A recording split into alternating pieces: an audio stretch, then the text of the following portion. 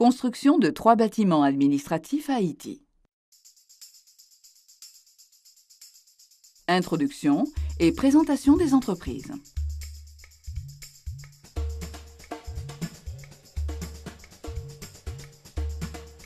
Le groupe international Abantia, fort de ses 65 ans d'expérience, mise aujourd'hui sur la diversification de ses secteurs d'affaires et se tourne vers le design, l'ingénierie et la construction. Abantia est présente internationalement et de façon permanente en Espagne, au Mexique, au Guatemala, au Salvador, à Haïti, au Pérou, au Chili, en Colombie, au Qatar et en Algérie. Abantia compte plus de 2100 employés, dont 360 ingénieurs, architectes et diplômés. Tout au long de son histoire, le groupe Abantia a activement participé à la construction d'édifices administratifs singuliers en Europe et sur le continent américain.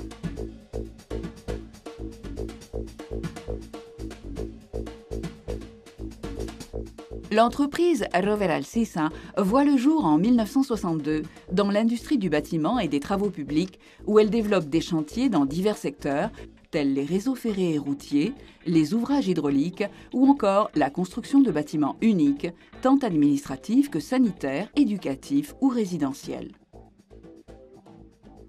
Pour ce faire, le groupe Roveral Sisa s'est diversifié en entreprises spécialisées comme Iberovías, Construret et Roveral Sisa Construcción, qui s'appuient sur la propre ingénierie ISO.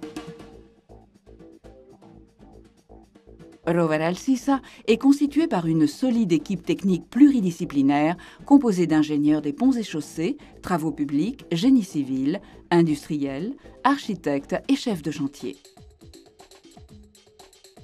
Roveral Sisa s'occupe actuellement de chantiers en Algérie, en Colombie et en Pologne.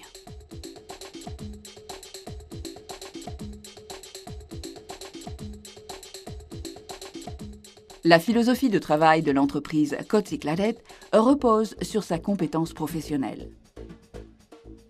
Cela fait plus de 70 ans que nous réalisons les rêves et les souhaits de nos clients. Notre expérience dans tous les types de construction, en particulier dans les équipements hospitaliers et administratifs, n'est plus à prouver. Dans la ligne de ce processus d'expansion internationale, nous construisons actuellement les hôpitaux haïtiens de Gonaïves et de Saint-Michel-de-Jacmel. L'Union temporaire corporative Abantia Instalaciones, Roveral Sisa Construcción et Cots i Claret garantissent la durabilité, un travail d'excellence et le niveau maximal de sécurité dans l'ouvrage, conformément au règlement. L'implantation. Un ensemble de 3 bâtiments administratifs vont voir le jour en plein cœur de Port-au-Prince.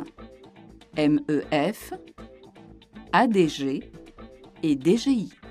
La construction comprend 2 bâtiments de 7 étages et un bâtiment de 8 étages, dont 2 communs, le basement floor et la ground floor. La surface construite sera de 42 818 mètres carrés. Avant le début du chantier, seront effectuées les opérations suivantes. L'implantation sur le terrain, la mise en place des clôtures d'enceinte et le nettoyage de la zone de chantier.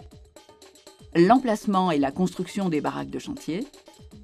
La réalisation des plans de construction.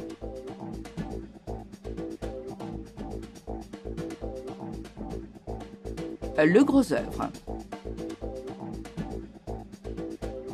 La première phase, de 0 à 1 mois et demi, couvre les travaux de terrassement et de nivellement, suivis des fondations. Entre le mois et demi et le 10e mois auront lieu les travaux de fondation et de pilotage du chantier. Ces activités seront réalisées par 2 équipes de travail qui débuteront par le côté MEF de la fondation et poursuivront sur le reste des bâtiments, ce qui permettra de s'atteler aux fondations sur 2 lignes de production indépendantes. La première ligne démarrera avec la construction de la 2e phase des fondations qui correspond à la mise en place des treillis et des poutres de fondation. Au cours de cette phase auront lieu le montage des 4 grues à tours. À mesure que les fondations progressent, on amorcera la 2e ligne de construction dont les phases initiales sont les travaux de soutènement des piliers et des murs. Pendant ce temps, La première ligne de construction se poursuit avec la deuxième phase des fondations. Les étages. La charpente verra le jour entre le 10e et le 17e mois. La méthode employée pour la construction du gros œuvre suit le schéma traditionnel. Lever des piliers, murs porteurs, coffrage, dallage en béton pour chaque étage et décoffrage des niveaux au bout de 28 jours et après obtention des résultats des tests de résistance. 4 équipes de travail se chargeront de ces opérations, dont 2 pour le MEF et 1 pour chacun des bâtiments DGI et ADG. Tous les édifices seront